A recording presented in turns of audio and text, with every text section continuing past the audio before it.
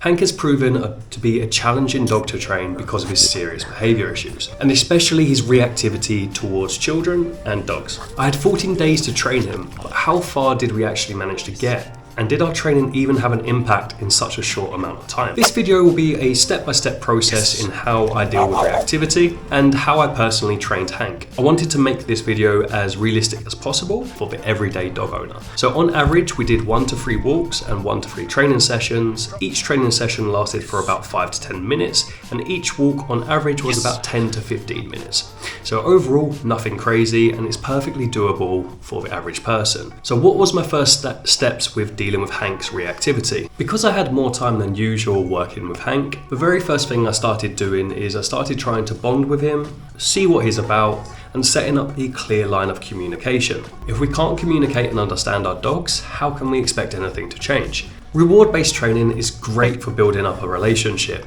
In order to optimize our rewards, we need to understand what motivates Hank as an individual and then how we can utilize it. For the very first session with Hank, finding out what he values the most. Similar to humans, individual dogs can value objects differently. For Hank, he went crazy for the ball, and he's highly motivated by food.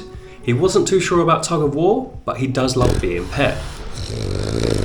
That's all pretty standard, and we will be able to use all 3 for his training. Realistically though, anything that your dog enjoys can be a reward. That can be leaving the house or maybe even smelling something, which is something to think about what rewards you give and what your dog uses to reward themselves. Because if the dog's rewarding themselves, this can lead to problematic behaviours. My first walk with Hank was a simple walk. I didn't do anything other than walk him to see what he did. I did this to get an idea of what his threshold is and what his triggers are. Understanding these 2 things is super important.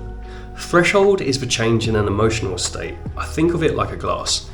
Triggers are something that causes an emotional response, like fear, anxiety, or even excitement. In this case, triggers are the water that fills up the glass. Depending on the duration and the distance around triggers, this can cause a dog to hit their threshold faster, as the intensity is higher, which causes the glass or the threshold to overfill, and in dog training, this is called over-threshold. When the glass is overfilling, training becomes much harder and less effective, and then you will also need to use much higher levels of reward or punishment to counteract that. This was our first walk, and within 1 minute of leaving the house, I was able to see Hank's reactivity issues.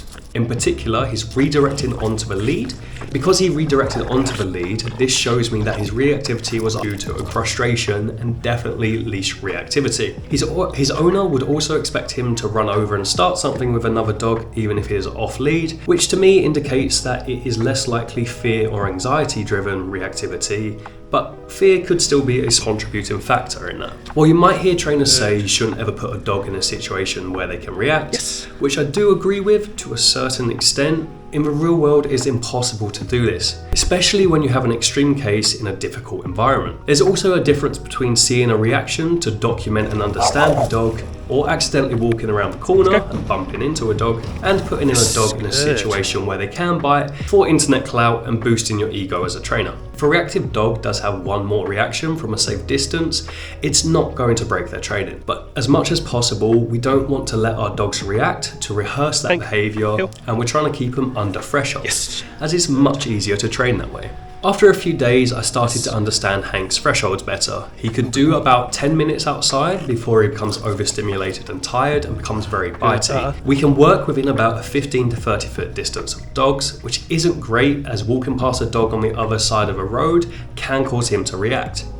In the garden, we could do about 2 or 3 minutes of lead work before he started biting the lead, and this was a big problem. How can you train a dog to walk nicely on lead when they keep biting it? When dealing with reactivity, it's important to know the distance and the duration in which we can have the most effective training. And this will vary between individuals and the environment you are in. As his emotional response to triggers improves, we can increase the duration and the distance. Hank's current emotional response is he sees a dog, this spikes his emotions with frustration, fear, or aggression.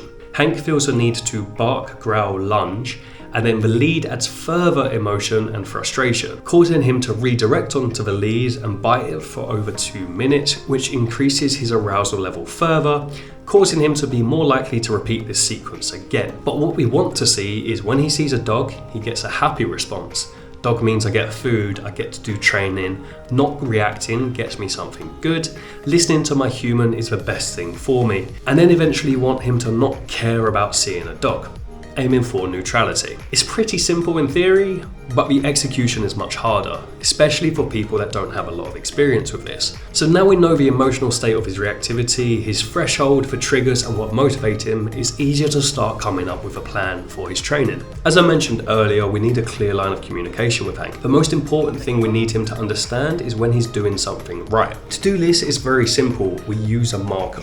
People use markers all the time without really realizing what they are. We need to add more meaning to the marker so Hank fully understands and it paints a clear picture for him. Every time Hank does something we like, we say yes or good, and then we reward him with food, play or petting. Hank learns yes equal good things coming, which makes him happy to hear the word. To start training his markers, we needed to be in a no distraction environment. The first day I used the word over 80 times, followed by food. We weren't pairing it with any specific behavior, at least at the start, but as time went on, every time he looked at me, I said yes and then rewarded him. This helps Hank understand looking at me, good things happen. Eventually, this becomes a fully conditioned happy response. With the idea, if he starts to look at something that's distracting him, I say yes, he looks, and then he comes back to me and he receives a reward. And now you can see how this can be important for helping a reactive dog when they spot a trigger. After we get the marker down, we can start mixing in some obedience and teaching scatter feeding. We want to teach basic things like sit, stay, heel, and loose lead walking. Loose lead walking is essential for a dog like Hank.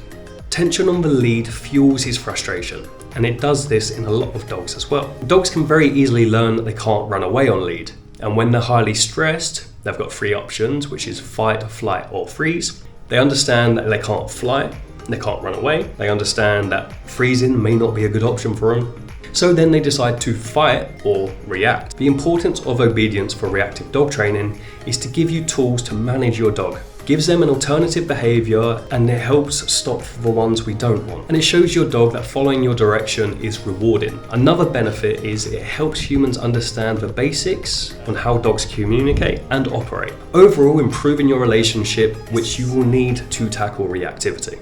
If we ask him to sit, he sits, we mark and then reward. This allows us to teach new skills like heeling and sitting by your side. I've found when working with a reactive dog, keeping them by your side or slightly behind you is amazing for helping reactivity. The reason for this is because they'll be more likely to pay attention to you. They can watch triggers go past while feeling safer because you're in front of them. You can also practice turn-ins if it's getting too much for them, ultimately giving you more options than when your dog's way out in front of you and just going nuts. But you have to teach and practice this before you can actually use it. Rewarding in a certain position goes an incredibly long way. If you always reward your dog for being in front of you, they are naturally going to always want to be in front. With Hank, I decided to start rewarding him by my side, and we did this a lot. You'll see our development as days goes on and where he starts naturally progressing to. And you can also see how this transfers over to the rest of our training with the reactivity outside in the real world. Another two things I wanted to teach Hank was the drop cue and also teaching him to stay. I wanted to work on stay, purely just for impulse control, teaching him good things happen when you can wait. Always handy to practice impulse control with your dogs because it transfers over to a lot of areas in their life. My plan for the lead biting was to play tug of war and encourage him to drop it on command, teaching him that when you release something, good things happen. And by practicing this in an aroused state, it would be more likely to work outside when he's more stressed and he's struggling to focus. I wanted this to almost be like an emergency button. So when he does bite the lead, he's able to drop it, or more importantly, if he starts to bite, we can stop it early as possible and then reward him for doing something else or not biting the lead. And then we can walk with him in position and he gets rewarded for that rather than the self-rewarding behavior of biting the lead. We worked on these things daily from about 5 to 15 minutes and between once or 3 times a day. It doesn't take much time to actually train a new skill, but the most important thing is you need to keep it short and sweet and be consistent and do it daily. If you are struggling to teach a new skill and your dog is not quite there, make it as easy as possible for both of you and make it bring it back down a little bit, and then rebuild and then make it harder. If your dog can't listen to you or understand what's expected in your garden or in your house, you do not have a chance outside. Practice 2 skills daily for 5 minutes for 2 weeks in a no distraction environment, and you can see the difference that it has. And more importantly, focus on what you are doing rather than what the dog is doing. The last thing I taught him was a cue for scatter feeding, either yes or find it. Scatter feeding can be used to deliver multiple treats by throwing them on the ground. If a dog's nose goes down, they are less fixated on what's going on around them, and overall this can help reduce stress and help keep them under threshold.